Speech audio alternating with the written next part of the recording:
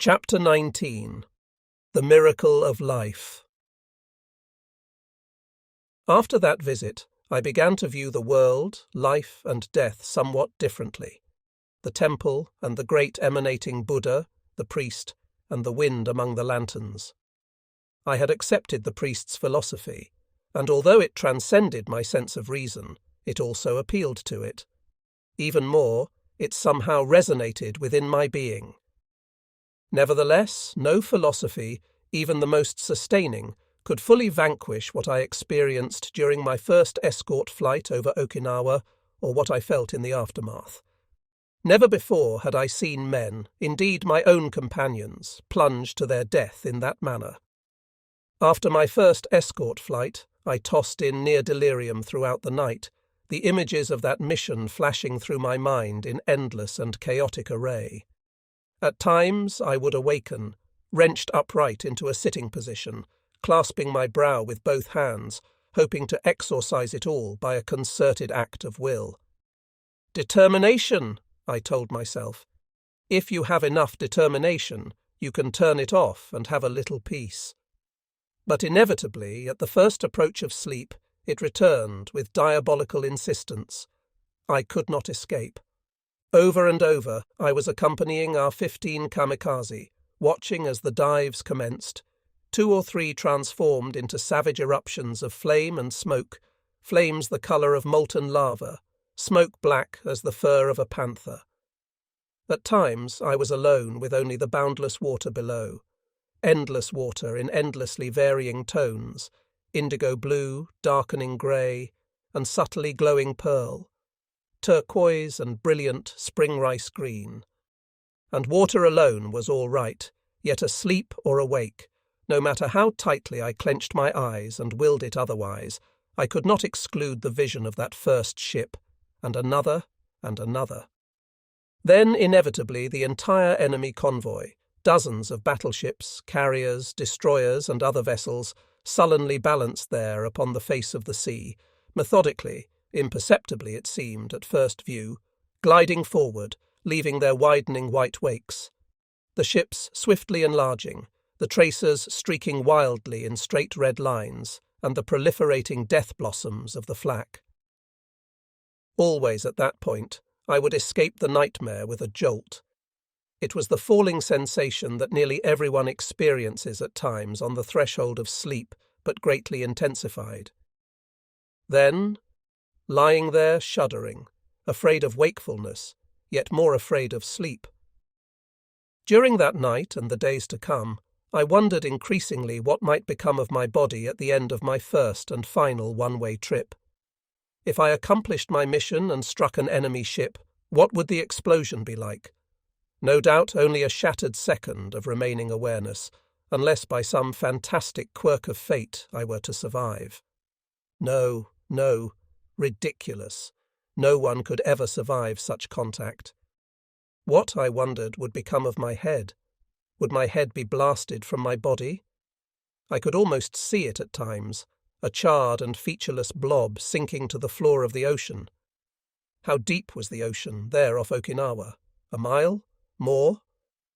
I thought of the Mariana Trench therein the West Pacific, 6 miles deep, the deepest spot in the entire ocean. In my mind, I saw my leg, tossed on an immense wave. I saw one of my arms. Would my arms and legs provide food for the sharks? My fingers? Would my fingers seem strange to some fish? I saw a fish, its round eye staring impassively at fingers lodged in a strand of kelp. The fish was canary yellow with brilliant stripes of blue, its fins gently wavering, almost transparent. I saw it nibble tentatively. If I struck an American ship, however, I might take many others with me. What wonderful irony to find my burial in intimate company with the enemy. Ah, yes. I shook my head, actually feeling the insinuation of a smile. Death, the grand and undeniable equalizer. What remarkable impartiality. What a curious camaraderie it bestows upon us all. Often on those sultry nights, my mattress became so damp from my own sweat so hot that I arose and walked to the window, hoping for a mere trace of breeze, the faintest whisper. Usually nothing came, but I would stand there long enough immersed in thought to let the mattress cool a bit. Sometimes I would turn it over because the underside was cooler. Having removed the sheet, I would waft it up and down in the humid air, hoping to dry it a little. Over the past few weeks, I had acquired a heat rash on my chest and upper arms that sometimes itched insanely. But no matter, I told myself. All such concerns would soon be of no consequence. Often still, I thought poignantly of home. I wrote few letters now, though, because they were being censored, and several of them had apparently never arrived. Therefore, even this final and tenuous link with my past had been reduced to a few trite words, abstract sentiments that could scarcely be conveyed. Nevertheless, both my mother and Tomika wrote me faithfully. The first bombs had now fallen upon Onomichi, but thus far our immediate neighbourhood had been spared, perhaps because of its sparser population and inconspicuousness upon the verdant mountainside. Happily, none of our family or immediate neighbours had been injured, but now, after so many months away, it had all become a fond dream, and even the dream was waning, for I would never return. Now that I was a fighter escort, Nakamura, Tatsuno and I did not see each other as often, and our barracks were some distance apart. At times, Nakamura and I flew the same mission, but that provided little opportunity for close association, and Tatsuno, with less experience, was only flying reconnaissance at present. Throughout it all, the anxiety, fear, frustration, sorrow, the fleeting hopes, we escort pilots were learning something valuable, learning what was necessary for a kamikaze to die effectively and with honour. We knew, better than anyone else, what it required to sink an enemy ship. I personally knew the best strategy, having witnessed some successes and far too many failures. To the novice, diving into an American ship might seem relatively simple. In reality, however, it had become increasingly difficult. First, there were the ever-vigilant enemy fighters. In addition, each vessel fired off an astounding barrage. The combined output of anti-aircraft, heavy-caliber machine guns and other weaponry created a virtual lead wall at times. Moreover, the moment they were under attack, the ships began to zigzag erratically, so that many of our pilots missed their targets completely, plunging into the ocean. Often, as well, it was easy to become confused in pre-dawn attacks or storm. One kamikaze from another base, in fact, was reported to have mistaken a tiny island for a battleship during the early hours of morning. A billowing eruption against the gloomy shore had revealed his error. In my own estimation, the best procedure was to descend from a height of 10 to 5,000 feet, the sun at our tails. The dive angle would vary from 45 to 60 degrees, levelling out about 500 yards from the target and roaring in as low to the water as possible. Thus, an approach would occur below the angle of the bigger guns. That way, also, the ships were in danger of hitting each other with their own weaponry, and a strike at the waterline greatly increased the likelihood of a sunken vessel. Despite our most desperate and ingenious efforts, however, the average number of hits was now only 10 to 15%, a sad contrast to those first impressive results at Luzon. Chapter 20. Women of the Shadows. During my months in the Air Force, I had spent little time in the cities. Unlike most of my associates, I rarely entered the bars and never once patronized any of the numerous brothels. In consequence, I received a lot of teasing. It is difficult to explain why some of us abstained. As I have indicated, however, sexual relations out of wedlock were viewed by my people somewhat differently than they were by those of various other cultures. Despite the imperial rescript, the satisfying of physical appetites was not considered immoral in the traditional sense, as long as it did not interfere with one's duties and obligations. My own attitude was partly the result of pride. Having come from a wealthy family of high social standing, I did not wish to debase myself by association with the lower elements of city life. In addition, I was still very young and shy. Women made me uneasy. It was even hard for me to converse with those outside my own family. In any event, I did not consider the purchasing of sex, like meat across the counter, especially admirable. Certainly it was no achievement. One man's money was as good as another's. Frequently, as I noted with scornful amusement, men whom the average woman would never have offered a second glance in civilian life were coming to view themselves as great and captivating lovers. On the other hand, I did suffer temptation. Sometimes at night, outside the base, I heard the feminine voices, laughter, occasionally warm and comforting, more often brazen and seductive. And often those sounds filled me with frustration. The time is late, Kuwahara, I told myself. Better live life to the full. Go find the best in town. You've got the money. Occasionally, as I strolled through the city with Tatsuno and Nakamura, the prostitutes who approached us were amazingly aggressive. One in particular, a woman, perhaps in her early 30s, with large, jutting breasts, makeup so heavy her face appeared embalmed, and a lavishly painted mouth. She had actually seized my arm and tugged me toward a shadowed doorway. I could smell the musky odour of her body blending with the cloying scent of tobacco breath and perfume. How well, even now, I remember the throaty voice. "Come along, young airman. I can make you happy all night long for only a few yen." Simultaneously excited and disgusted, I had shaken her off, stammering, "No, no, thank you." How Tatsuno and Nakamura had laughed. Then they had almost roared when in mock anger she shouted, "Oh, so you don't like a good woman? You are not a man yet, correct? Just a baby. Come back when you are a man, Aka-chan. Maybe I will give it to you free." Now that we were allowed overnight passes, only a few men slept in the barracks. On those hot nights, sometimes only 2 or 3 of us there, I tossed, even talked to myself. Wiping the sweat from my brow and upper lip, I would hear the words, "Come back when you are a man, baby dear." Once, about midnight, I sprang from my cot and began yanking on my clothes, nearly tearing them. Damn that leering face, that smug brazen. Damn that sexy, ogling countenance, that pliant, smirking mouth. Damn those large, impertinent breasts. I would show her. She would never call me a baby again. Not when I was through with her. She'd moan, weep, plead. That's what she would do. I stubbed my toe and swore aloud, then blundered into my open locker door and swore even louder. "What's the matter, Kuwahara?" A voice drifted from the far end of the barracks, stifling a desire to shout, "Shut up and mind your own business!" I stood by the locker, clenching my fists but offering no reply. What was there to say? For a long time, I stared into the locker's confines as though it were the void, letting its darkness fill my head, letting it absorb and dissolve the faces and the voices, allowing its emptiness to enter my soul and blot out everything.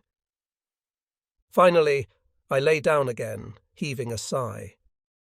At last, a slight breeze was sifting through the barracks. I remembered how I had reacted, seeing girls, some no older than 13 or 14, standing in the shadows along the darkened facades of buildings and the alleys. Many of them were no different outwardly than girls I had known at school. Then, too, I reminded myself that a visit to one of those places would not be very enjoyable anyway. Nakamura had tried it, just once, and had returned to the base sickened and disillusioned. In the pallid light of morning he had awakened to reality, gazing upon the woman beside him. The paint had worn from her mouth except for a few remaining flakes, and her eye shadow was smudged like ashes. Her hair was dishevelled and ratty, the breath rasping from her open mouth. Nakamura had retreated swiftly, suddenly aware that he might have contracted gonorrhea or syphilis. No, I would never make Nakamura's mistake. At least, I would go out with my self-respect intact. Then, however, a thought surfaced. There was one thing I could do in the time remaining, something to ease the endless anxiety and frustration, at least make life a little more bearable. There were nightclubs in many of the towns run by our military, places, I'd been told, with a rather pleasant, home-like atmosphere, where one could simply order a meal or a drink. And of course there were girls to dance with or merely visit. What was the name, I wondered? The one nearest our base there in Oita? The Tokiwaya Club, that was it. Yes, I would go to the Tokiwaya just to see what it was like. Perhaps it would help take my mind off Okinawa. Perhaps I would not wonder quite as often when my death orders were coming. Chapter 21. Toyoko.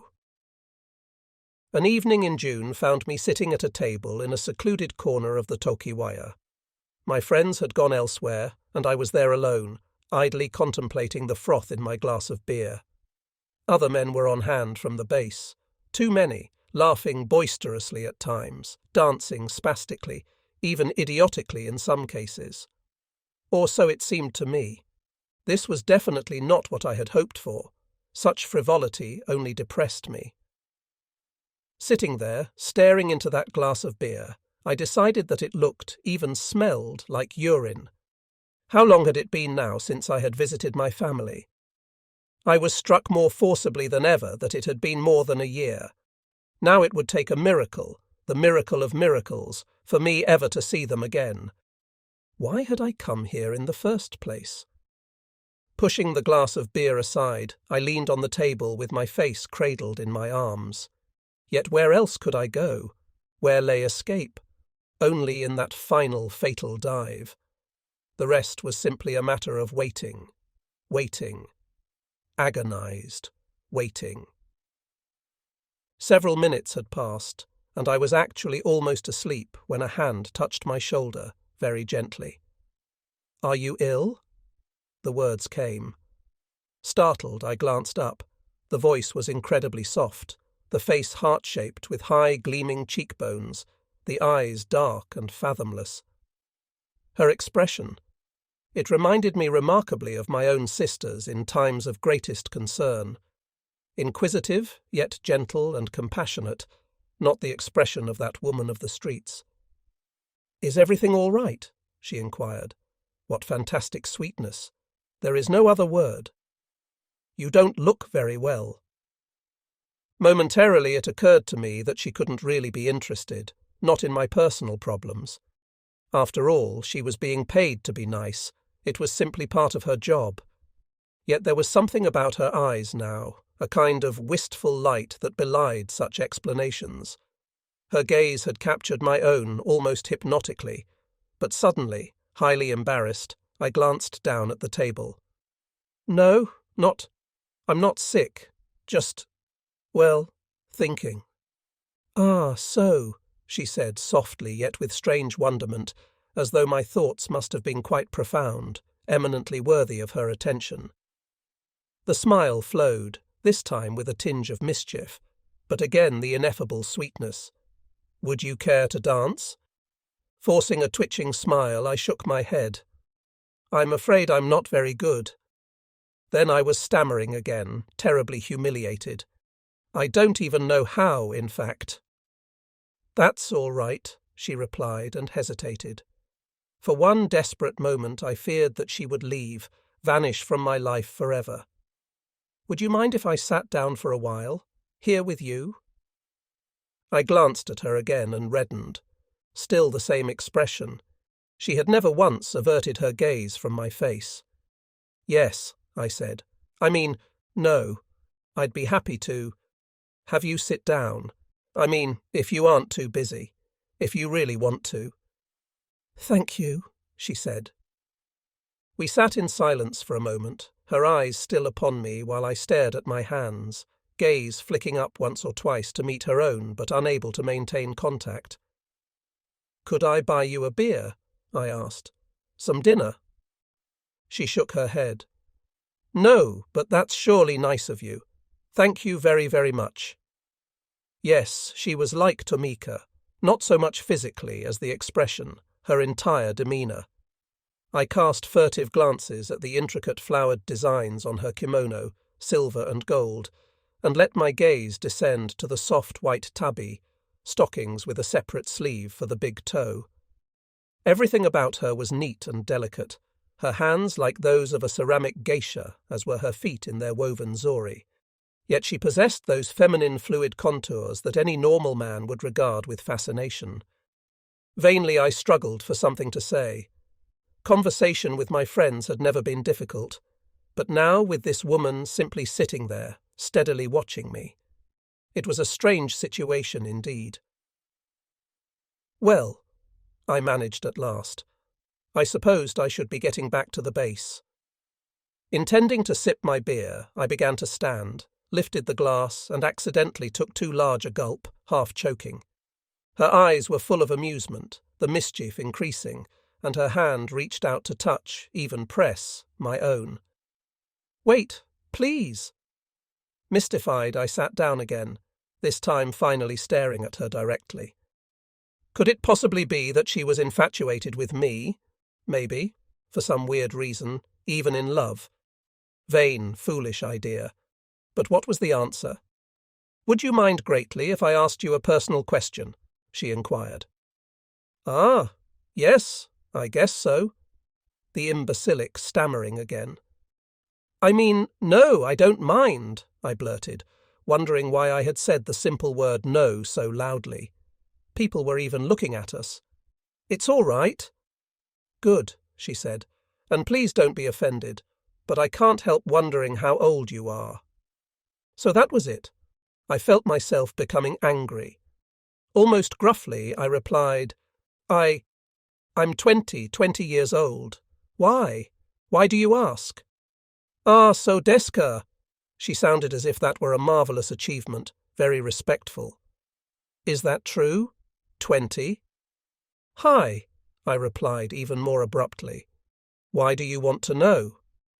"Oh, you really are angry, aren't you?" For the first time she glanced down. Please excuse me for my extreme presumption. For a few seconds I thought that she was going to cry. The reason I asked, I just had to because you remind me so much of my younger brother, so very much I can hardly believe this is happening. Again to Mika, especially that unique pleading quality in her eyes the night she had learned of my enlistment, the tear falling on my photograph. "He was killed in Burma." "Oh," I said, suddenly feeling sick. Sorrow for her, but also a sense of dread as though it were an omen. "I am terribly sorry." For a time we simply looked at each other, immersed in a great sense of pathos, of tragedy, in a strange kind of rapport that I had never experienced before. "I am so sorry," I said. "You must miss him very greatly." She barely nodded. For a minute or two we remained there in silence. Then at length she reached out, pressing her hand against my own again, and I could feel the emanations of life. Somehow it all seemed very natural. By now, however, it was closing time, and we were saying farewell. Beginning to leave, I paused, glancing back at her. They were turning out the lights, and her face in the gathering darkness was remarkably luminous and phantom-like. "I'm so very sorry about your brother," I repeated and hesitated. "I lied to you about my age because I was ashamed. I am only 16 too. Well, almost 17, I added. "Thank you," she said, "for your compassion and for your honesty." A tear glistened in the corner of her eye, and she barely touched it with the tip of one finger. "Will you be coming back?" "I hope so," I replied. "I want to." The following evening, having flown another escort mission, I returned promptly to the Tokiwaya, ordered a second noxious beer, and sat down at the same table. Minutes crawled by, during which time I feigned interest in my drink, once even raising the glass and sighting at the coloured lights, though its contents. A blue light turned it green, red light a dull orange. At least that was an improvement, but in reality, of course, I was only looking for one thing, that remarkable young woman from the night before. Eventually I arose and crossed the fringe of the dance floor, greeting a few friends along the way, to obtain some peanuts and a packet of fried squid. That too, however, was only a pretence, For perhaps 20 minutes I had been looking everywhere, covertly but also obsessively, to no avail. Then I returned and sat there absorbed in the dark surface of the table with its slurred and amorphous motions of people dancing. Perhaps the idea was not to look for her at all. Maybe then she would materialize magically as on the night before and lay her hand upon my shoulder. Another 15 minutes elapsed, and I was rapidly becoming more restless, even irritated. Each time some girl passed by, I angled a glance, but never a sign of the right person. Once I thought I saw her dancing with an airman I knew, and my heart squirmed. But wrong again. She was not there. Dismayed, I stood, ready to leave, offering the Tokiwaya one final panoramic overview. Gone, non-existent, a mere dream. So now, another hot, nightmarish siege in the barracks. A girl passed by carrying bowls of soba noodles, sloshing the contents of one in her haste. Surprising myself, I called out to her, but she continued with her tray, barely casting me a glance and murmuring something I didn't catch. Then she returned. "What would you like?" Suddenly I realized that I didn't even know the other girl's name. That person I was with last... I was almost stammering. The one sitting here with me last night for quite a while. At this table.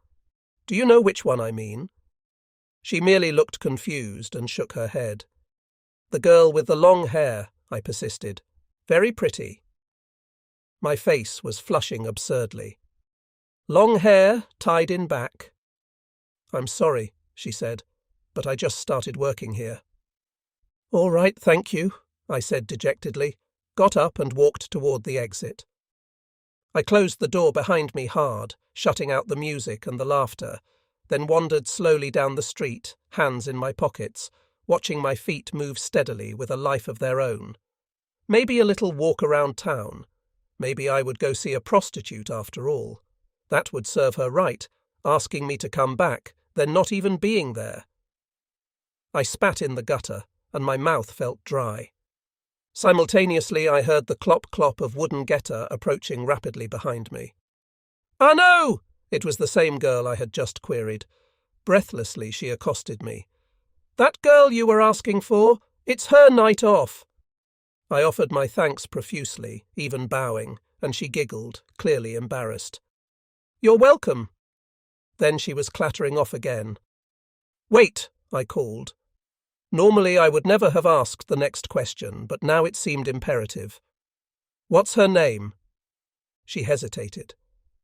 "Her name? I don't—" More hesitation.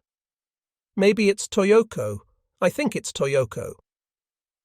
"Do you happen to know where she lives? I'm supposed to give her an important message," I added lamely. "I don't really know. I couldn't say for sure." Clattering off into the dark again. "I have to get back." "All right, but just tell me where you think she lives. It's very important that I talk to her." I jerked a 10-yen note from my pocket, running after her. "Wait!" Again she paused, casting a quick backward, almost frightened glance. "No, I don't want any money." "Take it," I insisted, now face to face. "I know you can use it. Just say where you think she might be. That's all you have to do, and I won't tell anybody." "All right," she said, looking distressed, and took the note. "I think she lives down by the beach in the Miyazaki apartments, but I don't have the exact address. Don't blame me if that isn't—" "Thank you very much," I interjected, and was on my way. "I'm not sure, remember?" Her voice trailed, sounding like that of a grade school girl. I made no reply. It took me several minutes to find the place, but at last I was standing before the Miyazaki apartments, squinting to read the sign in the blackness. Fortunately, the place was not very large, probably only a dozen units, located behind a white and slightly crumbling stucco wall covered with vines and fragrant flowers.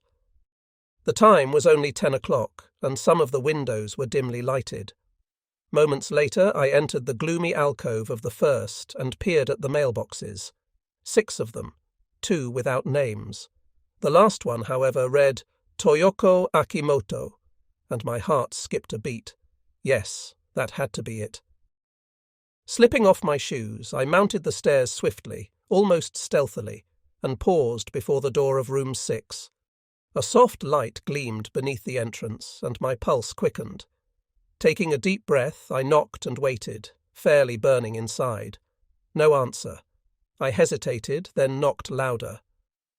Perhaps Toyoko Akimoto was asleep, or maybe someone was there with her. The very thought dismayed me greatly. I waited uncertainly for some time, then on impulse tried the panel. Ever so cautiously, I felt it catch, then glide open an inch, squeaking softly. 2 small rooms, the second raised slightly above the first, opening onto a tiny balcony. "Toyoko," I called softly, surprised at the sound of my own voice. "Miss Akimoto." All a dream. Crazy. Suddenly a panel opened noisily below, giving me a start, but it was only someone leaving. Again I hesitated, then slid the door open a bit farther. Definitely a woman's residence. It smelled faintly of perfume, and several kimono hung on the wall. One was pink, another violet. Yes, the very atmosphere seemed to emanate femininity. The only furnishings in the main room were a round lacquered tea table the colour of molasses, a charcoal burner, and 2 dark red cushions with gold brocade. In the raised room beyond, a single futon was laid out for sleeping. Another folded on top with 2 sheets and a white nightgown. Entranced, I slid the door even wider. I could see a child-sized dresser on one side of that room near an open window. Across its top was draped a pair of silk hose, a real rarity. A faint, tentative breeze was filtering through the window, lilting the tips of the stockings and billowing the curtains off an open balcony.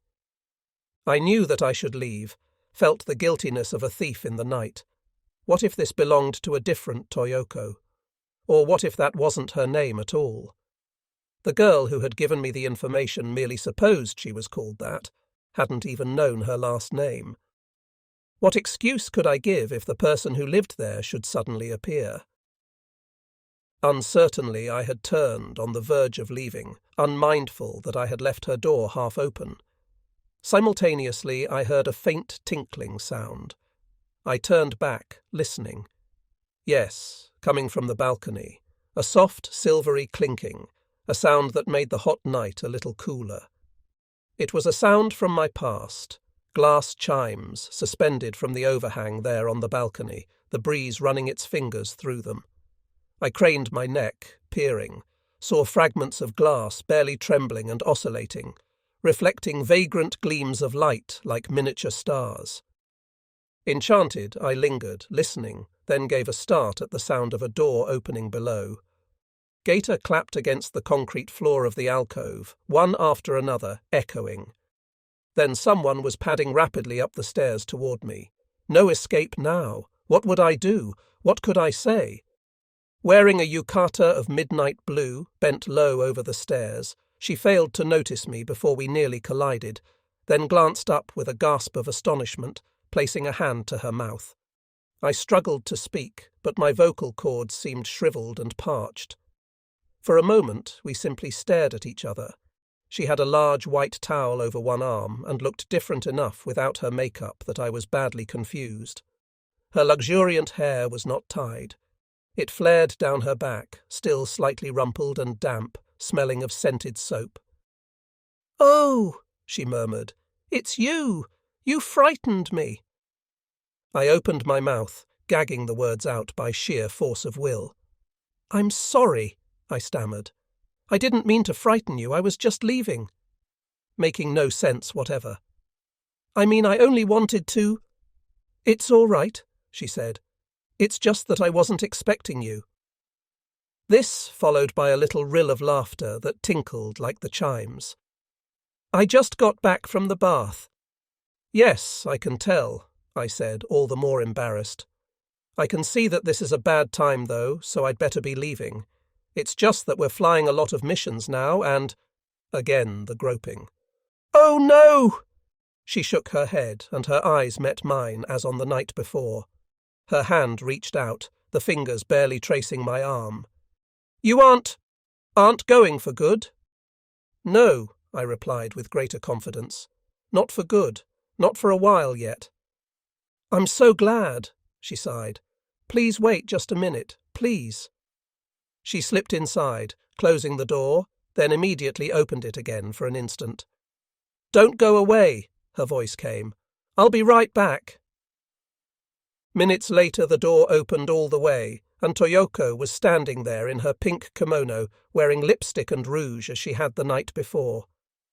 Please come in, she said. Are you sure it's all right for me to be here? I mumbled, feeling more foolish than ever.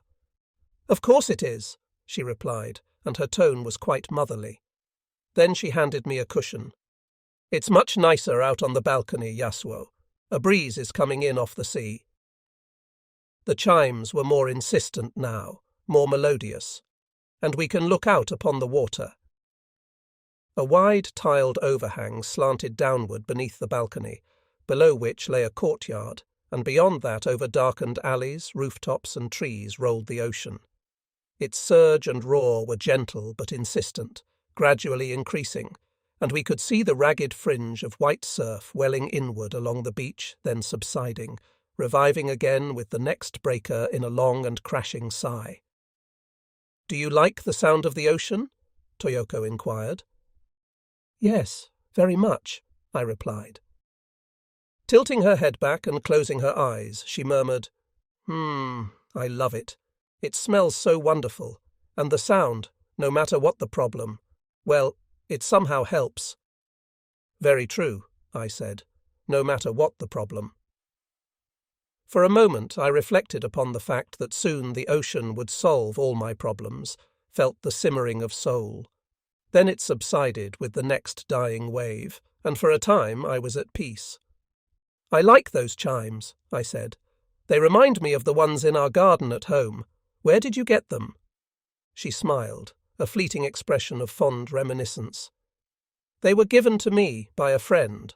By the way, why don't you take your socks off and dangle your feet over the edge the way I'm doing? That's all right, I replied nervously. This way is fine. Oh, come on, she said, and actually began tugging at my toes, pulling the socks off. Meanwhile, I found myself laughing nervously, but also feeling grateful that I had showered using lavish amounts of soap before leaving the base, donning fresh underwear and stockings. At least I didn't smell bad, and Toyoko smelled wonderful. Then she was rolling my trouser cuffs up slightly as well. There now, doesn't that feel 100 times better? Hi, I laughed. It really does.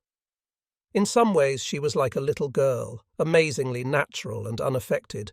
Yes, I was beginning to feel at ease. My instincts had been right after all. Either that, or I had been extraordinarily lucky. Last night, I said, you asked me a question, remember? Toyoko looked uncertain. About my age. I told you that I was only 16. She nodded, watching me. Is it all right if I ask you the same question? Oh, that? Why not? I'm almost 24. I'm an old woman, she said, and we laughed together. You told me I reminded you of your brother, I continued. That was interesting. I mean, I was surprised to hear you say that because you remind me of my sister, Tomika. After that, we visited for nearly 2 hours, talking about our pasts. Toyoko had left a large family in Nagasaki when she was 18 and supported herself ever since, working in bars and restaurants, once as a maid in a mansion. She had even travelled for several months with a troupe of dancers and modelled for large department stores occasionally. For the past year, she had been a hostess at the Tokiwaya. It's been good, Yasuo, talking to you, she said as I left. This is the first night that I haven't been lonely in months. Will you come back soon? Yes, any time, I replied, if you really want me to. Her smile was utterly enchanting. Are you free tomorrow night? She inquired. I'll be off at 10, and I was thinking we might go for a walk along the beach. That night I returned to the base happier than I had been for many months. Even the flights loomed less sinister, the entire future. Maybe, I told myself, the war would end soon enough to save me. For the first time in my life, I was actually feeling a close kinship with a woman outside my own family. I decided, in fact, that living with men only, year in, year out, could be terribly deadening. Almost every night the following week I met Toyoko at her apartment, and as the days passed, I began taking her rations from the base. Food of almost any kind was hard to obtain now, and it made me very happy to help her a little. When no onions were available for our sukiyaki, Toyoko used cabbage. Even cabbage was rationed, but usually still available at some of the markets. Occasionally also I brought clothes for her to wash. Despite my reluctance, she had insisted and clearly took delight in doing things for me, watching with an almost maternal expression as I consumed great quantities of her cooking. Late one Saturday night, as I prepared to leave for the base, Toyoko eyed me inquisitively. "Yasuo," she said, and hesitated. "What is it?" I asked. Reaching out, she placed her hand on my arm. "Do you really have to go?" "Well," I replied uncertainly, "it's getting late. I can't keep you up all night." Her glance softened. "Why not stay here? It wouldn't be any problem at all." Excited but also confused, I merely mumbled incoherently, and she continued. "I have 2 futon and 2 sheets. We could both have one." Again the humiliating embarrassment, the fumbling for words. "Oh, why not, Yasuo?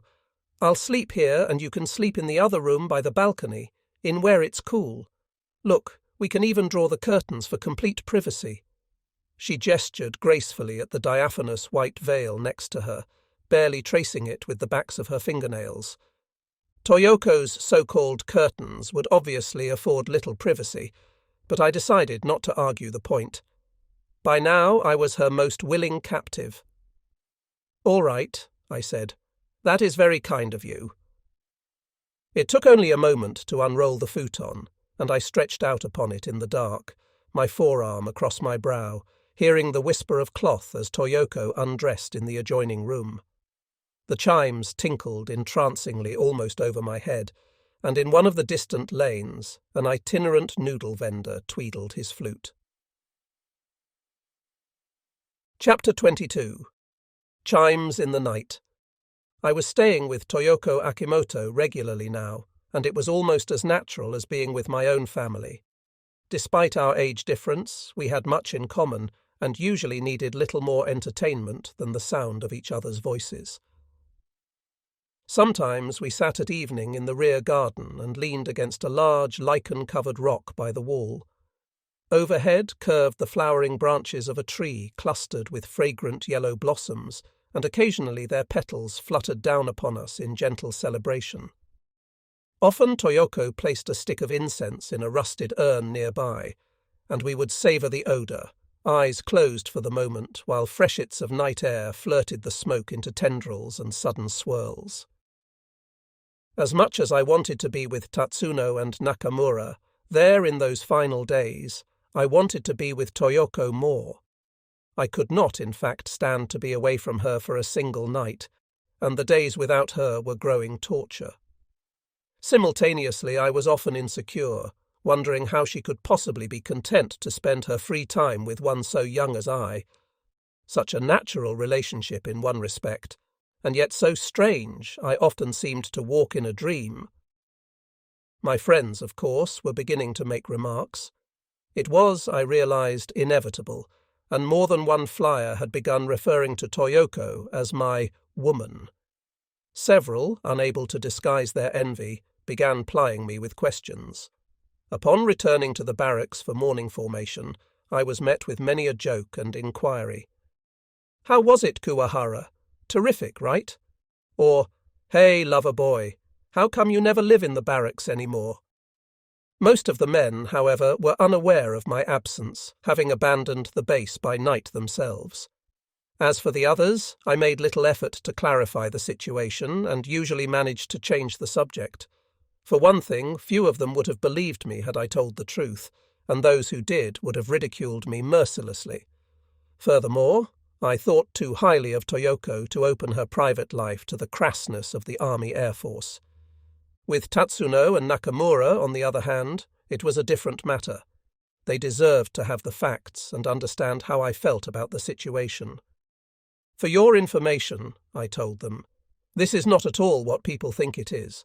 We have a relationship that's impossible to understand unless you've experienced it. She reminds me a lot of my older sister, and I remind her of her younger brother who was killed in Burma. I believe you, Nakamura said, but seriously now, you actually mean to tell us that you can spend night after night with a Musum like that, almost on the same futon, and not— We sleep in separate rooms, I retorted, becoming a bit angry. All right, Nakamura held up his palms in mock surrender. But she must like you a lot, so maybe you're really missing out. I can see what Yasbe means, though, Tatsuno said, subdued and reflective as usual. I'd give anything for a situation like that, just someone special to be with and talk to. Most of the people around here can't even carry on an intelligent conversation. Nothing but foul language. That's the military, Nakamura said. True, Tatsuno replied, but that doesn't mean it's worth anything. I know it doesn't, but I'm just saying. It's not only degrading, it's trite. It's an insult to anybody with even half a brain. I agree, Nakamura said pointedly. I'm on your side, but still, a woman like that, and nothing but talking? He rolled his eyes. Not me, I began to reply, but he continued. It's none of my business. That's just the way I look at it. He shrugged and shook his head, actually looking a bit sorrowful. No, I'd never take on one of those sluts in town again, but you've got something special. I know, I said. That's why I don't want to ruin it. Yes, but getting physical, that doesn't mean you have to ruin it. It's how you go about the whole thing. It's not just you, it's whether she wants it too, and I'll bet you my next month's pay she does. He shot me a glance. Look, Yasbe, none of us have much time left. When a starving man is offered a first-class dinner, he doesn't just sit and look at it forever. He clapped me on the arm. You're going to kick yourself, Kuwahara. Don't try to propagandize him, Tatsuno said. He's found something good, and he knows what he wants. Nakamura's advice merely left me sad and uneasy, and it also made me very lonely. At the time, Toyoko had taken a trip to Fukuoka to visit some acquaintances. Consequently, I spent the empty evenings with my friends and proved a poor companion. With Toyoko away, life was suddenly more bleak than ever. Nights in the hot, humid barracks were like a lone and dreary wasteland, and before long, first as a form of escape, I began fantasizing about Toyoko, about making love to her. But if it ever happened, I told myself, it would be all right, because she would have become my wife. Yet in between each fantasy, I felt the growing dread. The day of destruction loomed more and more ominously. Toyoko returned after less than a week, but I was nearly frantic to see her. That night, as she opened her door, I simply stood gawking for a moment. "What's the matter?" she laughed. "Don't you recognize me?" As on my first night at her apartment, she had just returned from the bath and was wearing the midnight blue yukata. "Yasuo-chan?" Toyoko tilted her head sidewise. "Is something wrong?"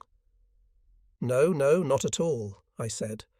"For some reason you look different, and, well, I've really missed you." "Well," she said consolingly and held out her hands. "Here I am. I'm back." Instinctively, I reached out, extending my own hands inward beneath the broad sleeves, and laid hold of her upper arms. It was the first time I had ever touched a woman that way, and her arms were smoother, softer, more slender than I had ever imagined. Suddenly, I realized that I had grown a lot the past few months. Clumsily, I pulled her to me and found her lips with my own. One tantalizing instant. Then she ducked her head, twisting it slightly to one side. "Yasuo," she murmured, sounding far too much like a mother. Drawing her still closer, I kissed her exquisite neck, repeating, "Toyoko, I've missed you." Again, I sought with only partial success to kiss her. "You'll never know how alone I've been." As we separated, her eyes were wistful. "I've missed you too, Yasuo, immensely." Simultaneously, I remembered. I had bought her a present, a rare and expensive bottle of perfume, Kinsuru. I had hunted a long time for it. Yasuo-chan, how wonderfully sweet, how remarkably considerate and generous. Suddenly more flustered than ever, I replied, "No, it is nothing at all. It is a most miserable gift, really. I just wanted—" Opening the bottle, she sniffed, half closing her eyes in an expression of exotic delight. "Oh, yes, Kinsuru. How utterly fantastic." Tilting her head provocatively to the side, she dabbed the tiniest amount with utmost grace behind one earlobe, then extended her fingertips, fragrant and faintly tremulous, for me to smell. Later that evening, however, as we strolled along a mild bluff beside the ocean, Toyoko seemed strangely taciturn. "Are you sad?" I inquired at last. She paused, gaze sweeping the horizon, sighing almost inaudibly. "Didn't you have a pleasant time with your friends?" I persisted. I watched her chest rise and fall. Then she glanced at the sand beneath our feet. "Let's sit down," she said at last. "I need to tell you something." "All right," I replied, but my voice quavered.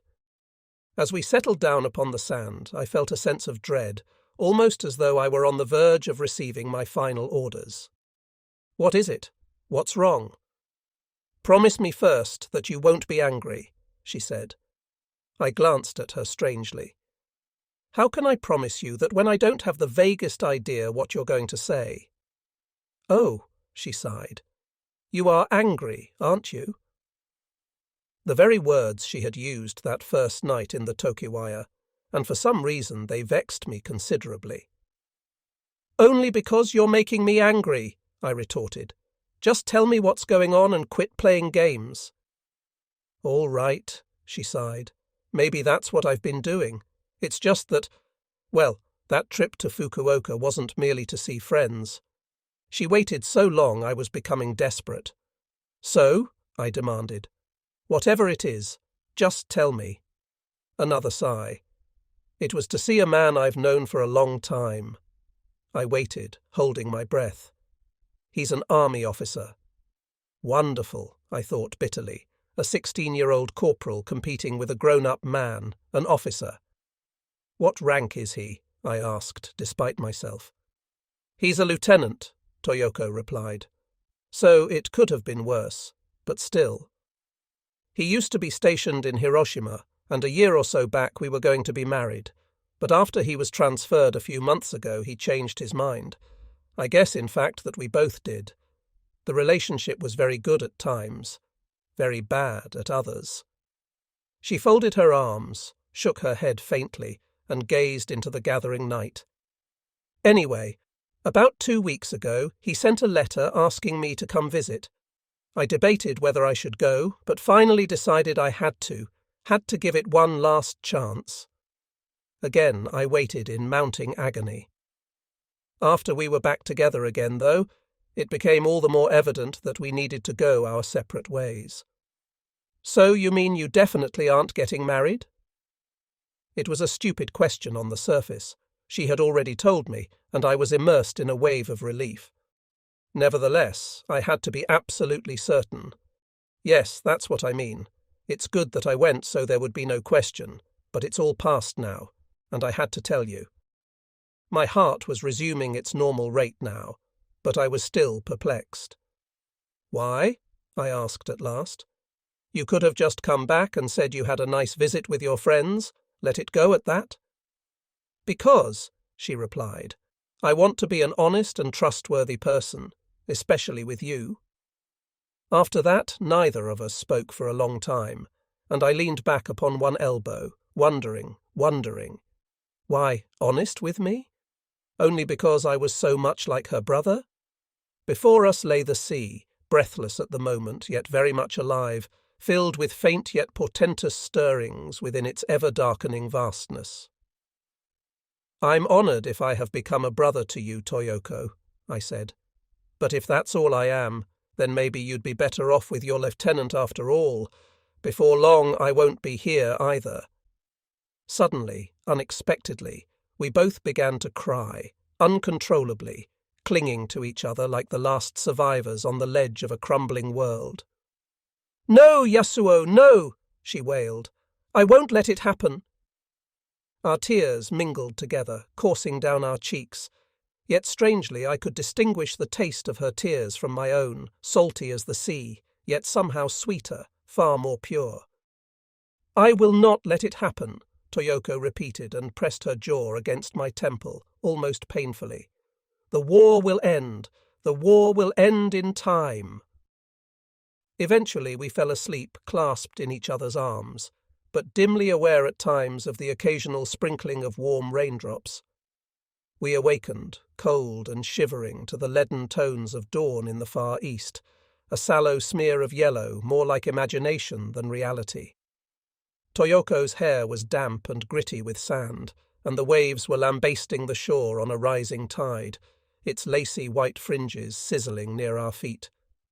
A great strand of kelp with bulbs and tentacles the colour of iodine neared and withdrew, neared closer and withdrew. Tiny spider crabs pranced, skittered, and vanished into the sand as though vaporized when we arose and headed toward the apartment. The hour was nigh for my return to the base. For a time my life remained in strange suspension. The flights continued, but I only lived for my nights with Toyoko.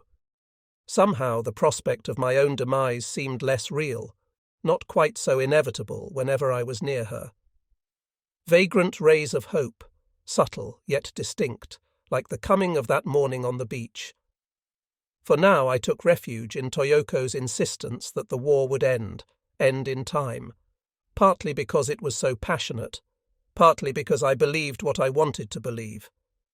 The strip of beach we frequented was a relatively safe one for swimmers, and on nights when the sea was calm, we sometimes entered it.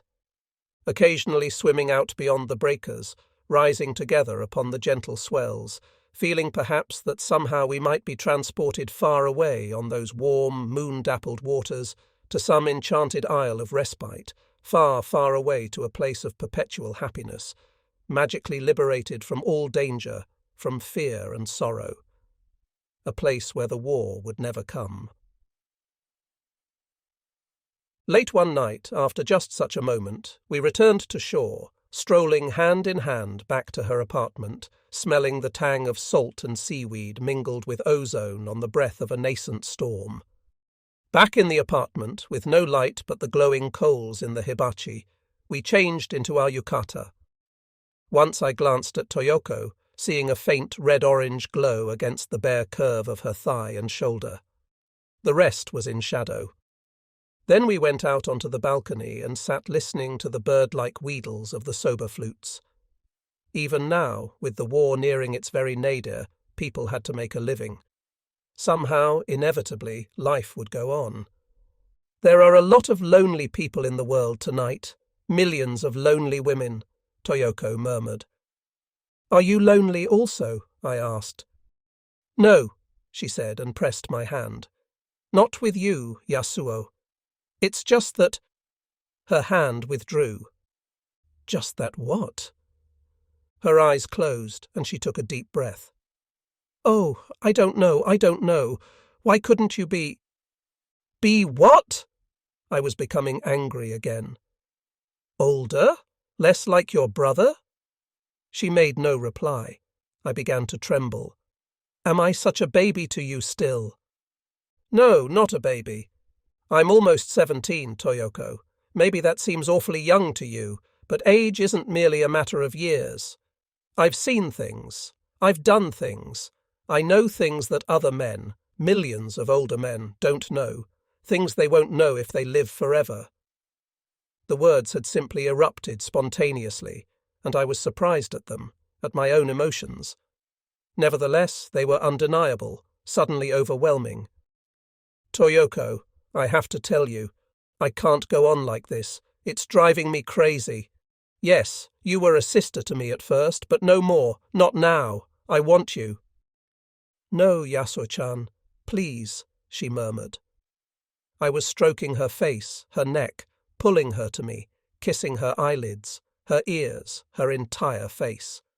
Capturing her mouth, I held it fiercely against my own, and for an instant she relented, her lips moving and fluid, incredibly tender and pliant, uninhibited. Then I crushed her to me tightly, bearing her down, and she began to struggle. "No, Yasuo, please don't." "But why?" I agonized. "When will it be right? Never.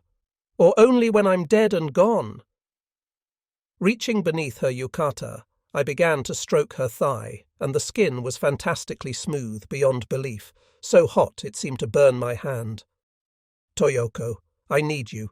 We need each other. Let me prove to you that I'm a man." But now she was thrusting my hand away with greater determination than ever. "No, Yasuo, no, no!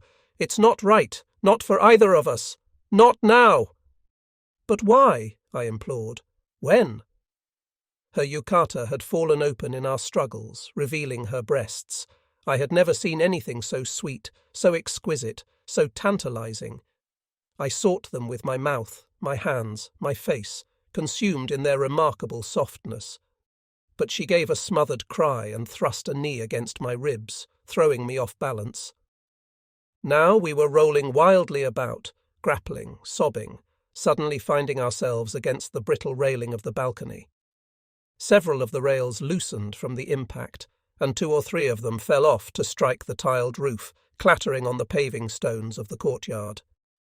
Somewhere a voice called out, full of irritation. We were literally upon the brink of destruction. Gasping, I stared into Toyoko's face, pulling her back to safety. She was crying like a child, inconsolably. Sick at heart, I released her, pulling her yukata tight about her waist. "Toyoko, please forgive me," I pleaded. I'm sorry. I buried my face against her shoulder. Now, once again, both of us weeping. How much weeping we were doing of late. The plaintive flute calls had subsided when at length we entered the apartment again, stretched out in our separate rooms on our separate futon. Occasionally I could hear Toyoko sniffling, still catching her breath.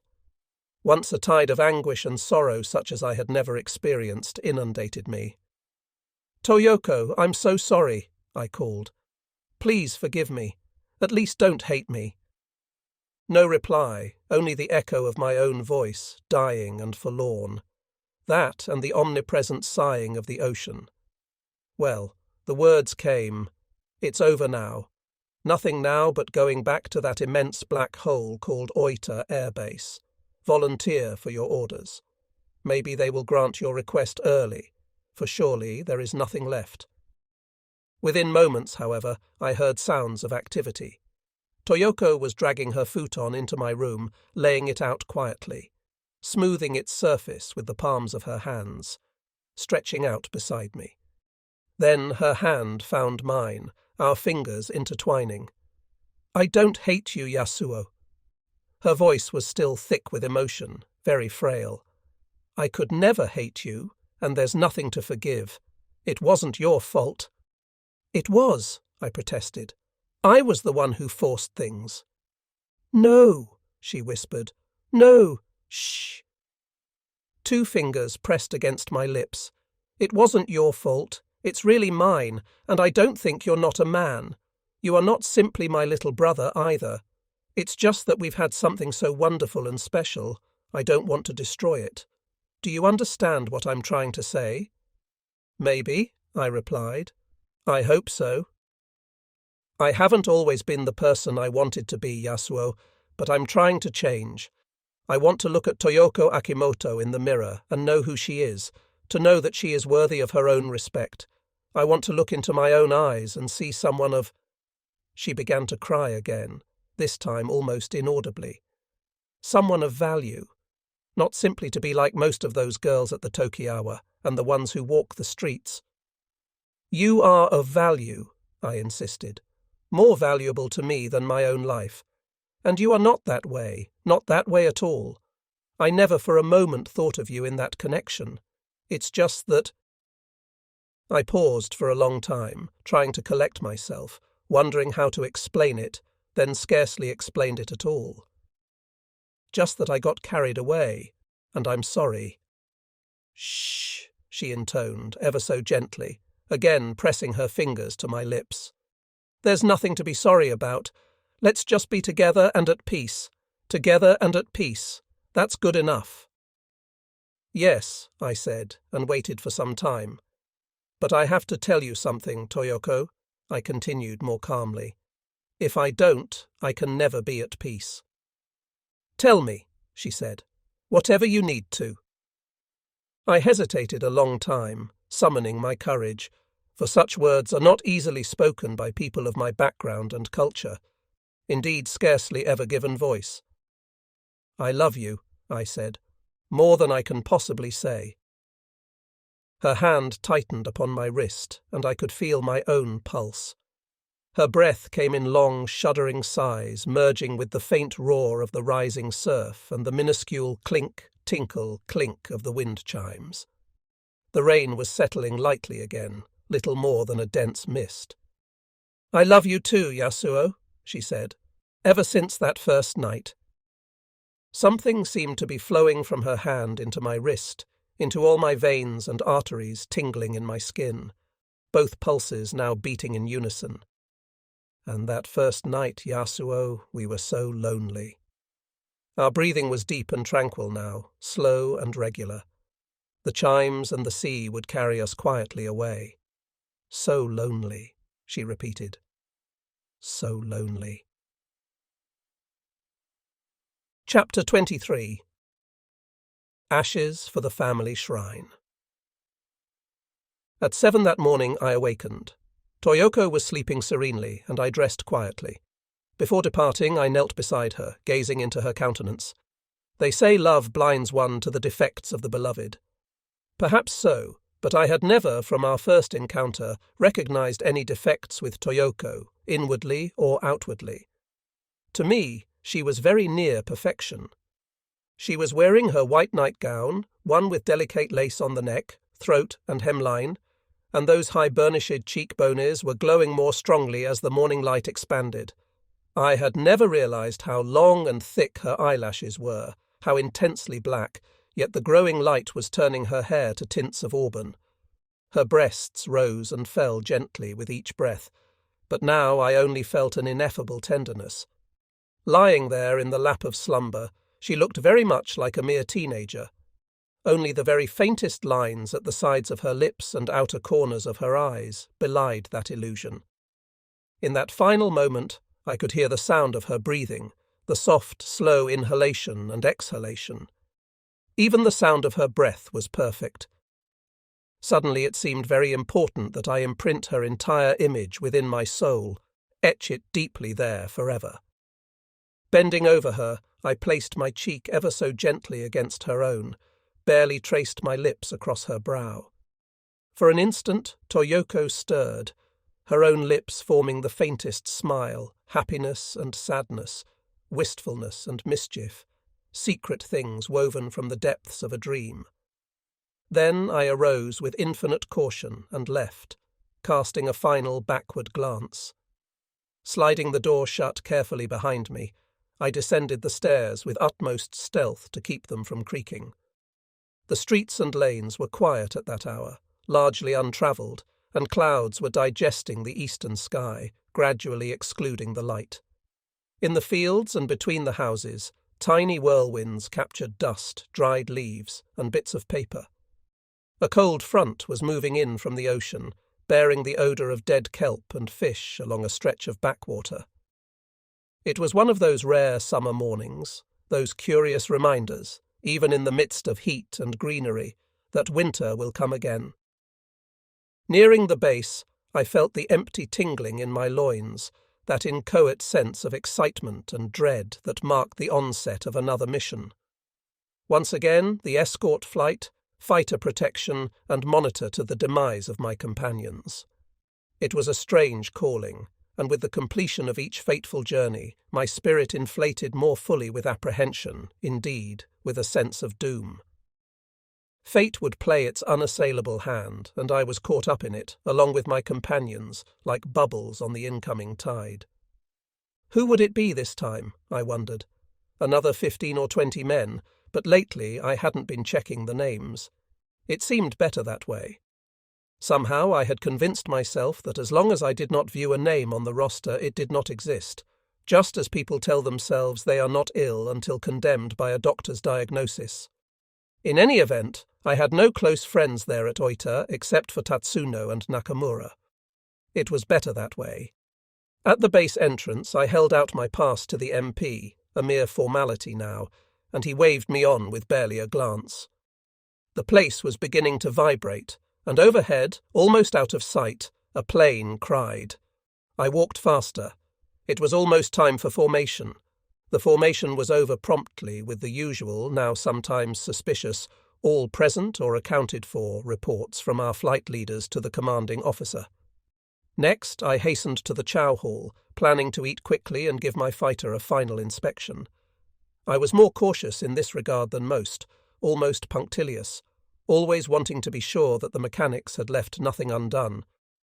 At least I was confident by now in my own flying ability, and was determined not to leave this world because of some trivial oversight. When I left the world, it would count for something.